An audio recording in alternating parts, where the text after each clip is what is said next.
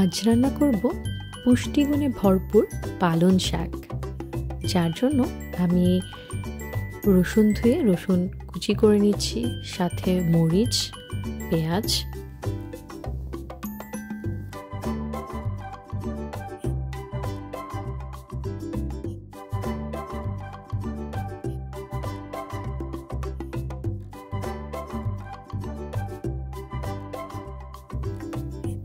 আমি এই ফ্রোজেন প্যাকেটের শাকটি ব্যবহার করব। এই প্যাকেটটাতে 500 গ্রাম মতো থাকে। এই প্যাকেটটা আমি অফারে পেয়েছি, 20 krona নিয়েছে, বাংলাদেশি টাকায় 200-210 এরকম।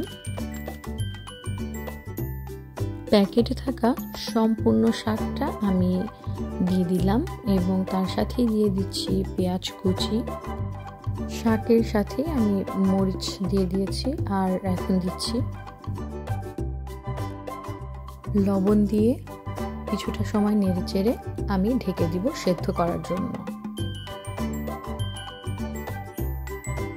মোটামুটি শাক সেদ্ধ হয়ে গেছে, এবার আমি এটা তেলে বাগার দিব। তো সেই জন্য আমি নেক্সট স্টেপে চলে যাচ্ছি।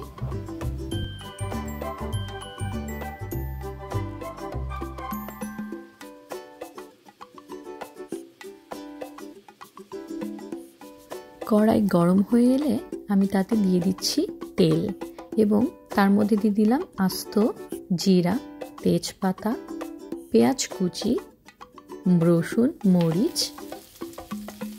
একটু ভালোভাবে নেড়ে নিয়ে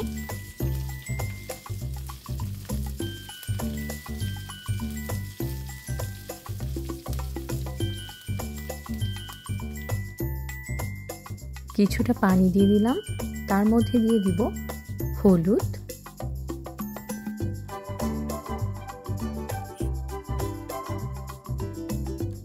সেদ্ধ করে রাখা সেই শাকটা আমি ঢেলে দিচ্ছি।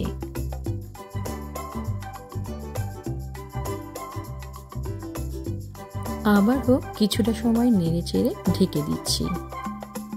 ঢাকনা তুলে দিয়ে আবার একটু নেড়েচেড়ে আমি আমার ভাজিটা রান্না শেষ করছি।